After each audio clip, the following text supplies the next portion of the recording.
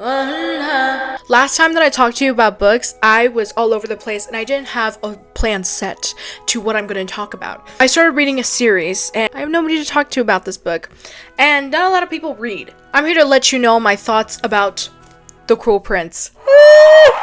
And I got a microphone too. When I got the microphone too, it was just a whirlwind. It was like an experience. What the So, you may be thinking, Priscilla, why do you want to talk about The Cruel Prince? the plot is crazy. This book was falsely advertised to me. I thought that this book was going to be about romance. It is not about romance? I mean, there's romance in it, just a smidge, but the rest of it is just a bunch of plot. The first book is the heaviest one out of all the other books that are in this series.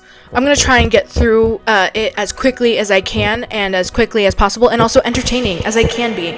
Also, look at my notes. If you see me in different clothing, it's because I took a break, because this is a long book, but I'm trying to make it as short as I possibly can. We're gonna take a trip to Fairyland. Yeah, let's begin. When I'm talking about this book of The Cruel Prince, as I introduce these characters, I like to fan cast my characters. We have our main protagonist, Jude Durarte. We're in her point of view, but we're gonna start off with her mother. Her mother's name is Eva Durarte. Eva Durarte is a mortal. She decides to go to the fairy world.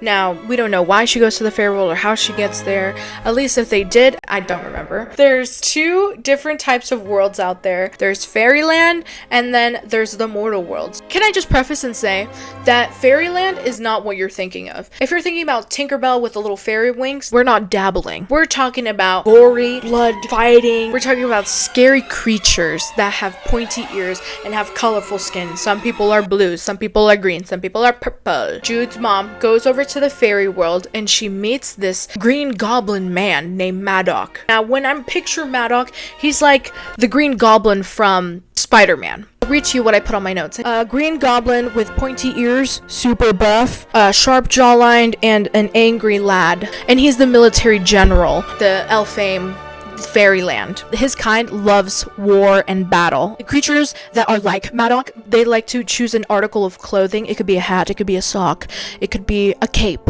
like Madoc. Madoc likes to wear this cape, likes to take off his cape, and he likes to soak the cape in blood of his enemy's blood, kind of like a trophy. I'm thinking Ted Bundy a little bit. Jude's mother sees this goblin, and is like, I love him. I love you, King Julian! So then they fall in love. Eva Durarte, aka Jude's mom, gets pregnant with his baby. And the baby's name is Vivian, aka Vivi. We love her. She's a bad. She's living in Fairyland now with Madoc. All the red flags that she saw before with her man, she realizes, oh, he's actually insane. I don't think I want my child near him. She meets this human man, and he's a swordsmith for this fairyland, and his name is Justin. Justin! I'm picturing Justin Bieber. They get together, and they form a plan. Now, you may be thinking, how are they going to be running away? Well, my dear fellow. So Eva decides, we are going to cause a fire at the house, as one does. And she fakes her and her daughter's death. Obviously, Madoc's mad. Now he thinks that his wife and child died. Eva and Justin run off with Vivian, go to the mortal world, and basically go into hiding. Then they give birth to two twins. Is Taran, and the other one is Jude. Yeah, baby, this is where we come in.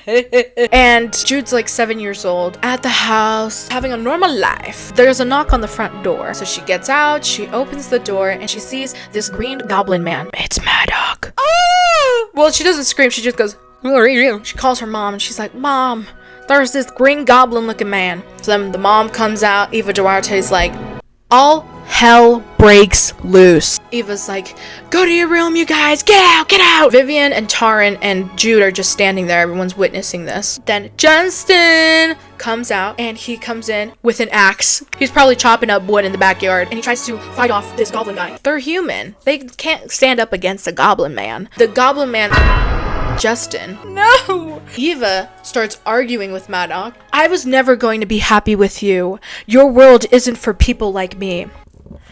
Got him! Madoc's like, never run away again. And what does Eva do? She runs away. And what happens afterwards? Madoc, her, in front of the children. almost on instinct. He's shocked that he even did it. Oh my god, I can't even believe I did that. So then Vivi punches Maddox, but fails. He looks at the two twins, Taryn and Jude. In order to feel not guilty, I'm gonna take her children with me, all to Elfame, to raise. Next up, Elfame lore. So the land is ruled by King Eldred. He has tons of mistresses, has 7 kids. Yeah, with his mistresses. 3 of the kids are important. I'm not going to say the other kids' names because they're not important. We're going to talk about the firstborn son, which is Prince Balkan, the thirdborn son, which is Prince Dane, and then the lastborn son. Timothy Chalamet. Is it the reason why I picked this book? Not... Yeah, but not really. Not all the... Not, it wasn't like the main reason why I picked up this book, but yeah, anyways, yeah, whatever. The crown doesn't get passed on to the firstborn son. It's whoever the king, aka Daddy Eldred, says who's king. Also, fairies can't lie. Some of them hate humans and some have human servants. Yeah, not a good look. They don't really like humans. Also, the fairies, they can put spells on humans. That's why they have human servants, and they can wipe your memory and stuff. And there's also something called a fairy fruit. Think of it like Snow White with rotten apple. Take a bite out of it. You start feeling drunk.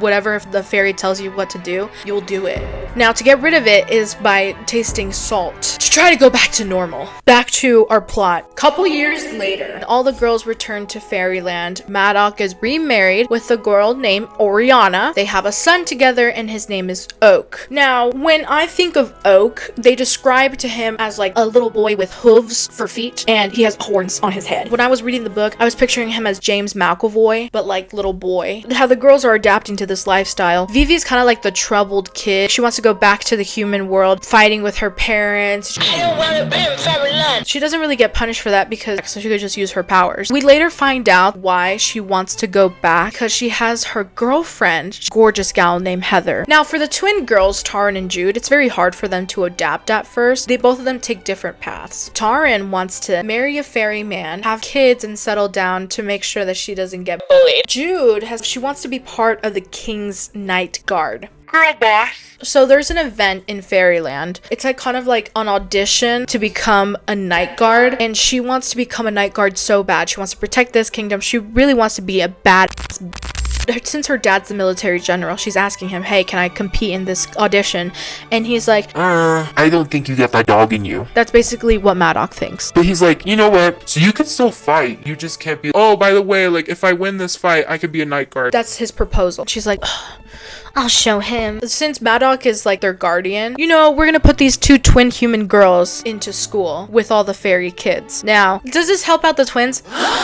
They learn about the lore about Elfame. They get bullied by the gangster group. At least that's what I called them. And the gangster group is Valerian. I'm picturing him as one of the guys from the House of the Dragon, mainly because of his name Valerian. And then Nigasia, which is this girl with beautiful blue hair. And then Locke, which is this red-haired man. And I'm picturing Eddie Redmayne. That's the only ginger that came up when I was reading the story. And then Carden. Obviously, we know who Carden is. But he's part of this bully group. And they're bullying my 2 girls. They're bullying Jude in school because she's mainly human. But the person that's not really getting into this bullying is Locke. The main 2 out of this group that's like the assholes of the group, Valerian and Nagasia. The way that Jude describes Carden is that he's kind of like a lazy and stuck-up snob. Since he's the son of the king, he gets a lot of privilege, and whatever he says goes. You just get bullied by the rest of his gang members. The audition to become a knight comes around, and Jude gets partnered up with Carden to fight. As they're fighting, Carden says to Jude about Taryn's sister, basically saying about green gowning her. Jude gets mad, fighting him with her swordsmanship. Is she good? Yeah, she's great. And Carden's not really good at it. Prince Dane sees how Jude's fighting Carden. I need to talk to her. So he pulls Jude aside. I'm gonna recruit you, and you're gonna be my spy. It's not the night guard, but it's a spy. I kinda like it. In return, he put his magical spell on her called Magical G's. Basically, if anyone puts a spell on her, they can't. So it's like a protection spell. And he's the only one that can. But here's the thing. She cannot tell anyone about her working for Dane as long as he lives. One day in class, Jude gets bullied by the gang and gets slapped by Nigasia, gets fairy fruit shoved down her throat by Valerian. We're already getting a books. We're getting shoved into lockers. We're getting pantsed. Oh no. So Negacia is giving Jude a command to take off all her clothes. She does, but she's left with her undergarments. Negacia's like, continue, but Cardan stops it and goes, No, I think that's enough. You know, I'm gonna have her kiss my feet. I believe that Cardan has a foot fetish. That's not technically proven, but That's what I believe. Locke stops it and is like, dude, like, let's just stop it. So then Cardan's like, Oh, you're no fun. but Fine, I guess. grabs a needle, sticks it Jude's finger, and Jude's like, why did you do that? She sucks out the blood, and the blood actually has salt in it, so she's back to normal. She's furious. She's like, Oh my god, I hate you guys. Locke walks Jude home back to her house at Maddox. She's about to walk into her house. Locke says a very interesting comment. I want to see you again. Says Locke. Jude's like, Why? Because you're like a story that hasn't happened yet. Because I want to see what you will do. I want to be part of the unfolding of the tale. I'm gonna stop you right there. Weird way to propose, but yeah. Locke says really interesting quotes throughout the book that are just like red flaggy. But are we going to ignore that? Yeah. Why? Because he's hot. And he's giving us attention. He also says this. I like for things to happen, for stories to unfold. And if I can't find a good enough story, I make one. After that encounter with Locke, the next day, Jude gets an assignment from Prince Dane. I'm gonna have you go on a mission. Now, you may be wondering, Priscilla, why is Prince Dane talking to Jude? remember how I said that King Eldred, he's gonna retire soon, so he needs to find a new prince to take over his kingdom. He decides to pick Prince Dane because he's like, nobody else is better than my son Dane, and his coronation is coming up. Dane is telling Jude that she needs to go and sneak into Prince Balkan and sneak in there and try and see if she can find any evidence, because there's been rumors going around that Prince Balkan is trying to usurp his brother's throne, and we don't want that to happen. We want Prince Dane to be the king. Plus, there's so many people that are supporting his election. Maddox is also supporting Prince Dane to become the king. Jude sneaks into Prince Balkan's house, goes into this room, has a little bookshelf. She looks through the bookshelf, she sees this Alice in Wonderland book. Aw, this is what me and Tarn used to read when we were kids. I'm gonna take it. So she takes it with her. While she's looking through, she finds a note somewhere around this room. She opens the note and looks like evidence of like some mysterious code message. So she tries to copy it down. She hears footsteps coming into the room. I need to hurry. She hides under the desk after she's done finishing it. Who comes in? Prince Balkan and his brother, Prince Cardan. Little background story. Prince Cardan and Balkan, apparently they lived together because Prince Cardan was banished from his dad's house because the dad was like, He's a troubled kid, he's pathetic. Have him go with his pathetic brother Balkan too. King Eldred is obviously picking favorites for his kids. While she's hiding out and Balkan and Cardan come into the room, Balkan challenges Cardan into a duel, basically fighting with his sword. Cardan's really bad at it. Balkan's calling him pathetic. He throws the sword towards Cardan. Balkan has human servants in his house, grabs a human servant, kills him. Cardan's like, I'm not a killer. which is weird because isn't he supposed to be cruel? Jude's confused. I'm gonna read a quote when Cardan gets his whipping. Balkan says, him. Show me that you don't mind making a mess. Show me that at least you know how to land a killing blow on such a pathetic target as this. Cardan says, I am no murderer. Balkan says, then take your punishment like the pathetic creature that you are. Puts a glamour on the human, so the human starts with Cardan.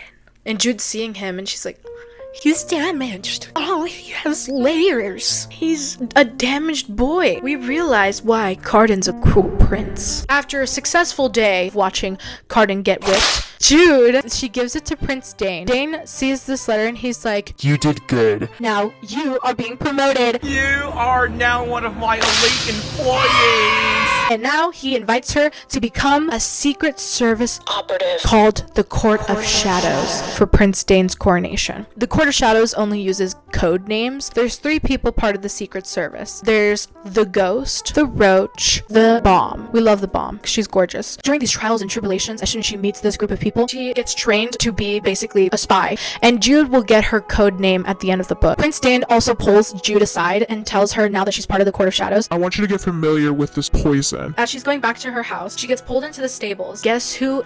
It's Locke. Eddie Redmayne himself. And he's making her feel special. I missed you. Aw, you're so sweet. Kisses her hand, winking at her. Tarn's calling her from outside the stable. Jude, are you there? He's like, Until tomorrow. and he winks at the both of them. After he leaves, Taran obviously asks Jude what's going on with Locke. Did Locke threaten you? It was so odd that he came looking for you, and then you had such a weird expression when I walked you into the stables. Yeah, the weird expression is because he's flirting with her.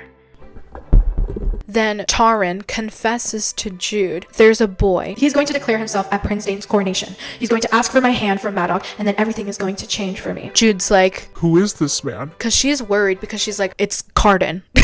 And I hate Carden. Taran's like, I promised him that I couldn't tell anybody. Jude is obviously concerned. She could be married to Carden. Tell me something about him. Tell me that he is kind. Tell me that you love him and that he's promised to be good to you. Tell me. This is what Taran says. He's a fairy. They don't love the way we do, and I think you would like him. So it's not Carden. As they're having this conversation, remember that book that Jude stole? So she gives it to her sister. A little note falls out from the book. She picks it up after her sister leaves with the book. Jude opens the note. She can tell it's Carden's handwriting because Carden's handwriting's all messy. Just written words of Jude's name over and over and over. This is literally what it looks like on the page.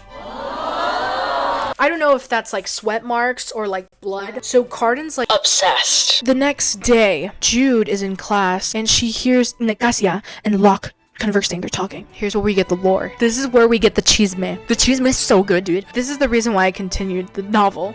Nicasia talks to Locke, Are you enjoying yourself? Carden won't forgive you for what you're doing with her. but Locke only laughs. Is he more angry that you chose me over him, or that I chose a mortal over you? Chisme, chisme, chisme, chisme, chisme, chisme, chisme. Oh my god. At least from what we are hearing from Jude's point of view, is that Carden wanted to get with Nicasia, but Nicasia wanted to get with Locke. But Locke isn't interested in her. He's interested in Jude. Because we are that girl. During this time period, I guess Locke and Jude are together. So they're being all coupley and really, really sweet together. There's one night, he invites her to his house. I'm having a party and I want you to be there. You know, and the people at this party is going to be, obviously, his gangsters. Now, we cut to the party night. Carden's gaze goes to me. His eyes are barely open, but I can see the shine of them, wet as tar. He watches me as the girl kisses his mouth and watches me as she slides her hand beneath the hem of his silly ruffly shirt. My cheeks heat, I look away, and then I'm angry with myself for giving him the satisfaction of being uncomfortable. He's the one that's making a spectacle of himself. That is the most hottest scene that you could possibly. That's like in Culpa Mia, when he's like in the party and he's making out with the girl and he's making eye contact with Noah. I'm gonna eat that up. I'm gonna go crazy. So it's towards the end of the night of Locke's party, and Locke's asleep after Jude and him make out on his bed. Jude leaves his room and she goes downstairs. She sees Nicasia is like the only one awake, and she's like, oh, hello. So, and then we find out that Nicasia gives us more chisme of what's going on. My mother and his brother thought we would wed. It was going to be a useful alliance. Jude's like, with Locke? Carden and me. He ruined things. That's what he likes. To ruin things. Keep that in your noggin. Jude's walking and Taran comes up from behind her. Why'd you come home late? Oh, because I was at Locke's party. Why were you hanging out at Locke's party? We were just at his house, we kissed on his bed, and that's pretty much it. Nothing else happened. Taran's Basically like, that's pretty serious. Why are you kissing somebody on top of their bed? So do you like Locke? Do you actually like Locke? Of course I like him. He's like one of the best of the best. They switch off into another form of conversation about how Jude doesn't like Balkan. And that's what we know so far. We're halfway through this. I hope you understand some of it. This book is pretty long, and I just don't want you to sit here for like another 40 minutes of just me talking. Because I'm kind of getting annoyed at myself. I'll do a part 2 to this another day. Peace out.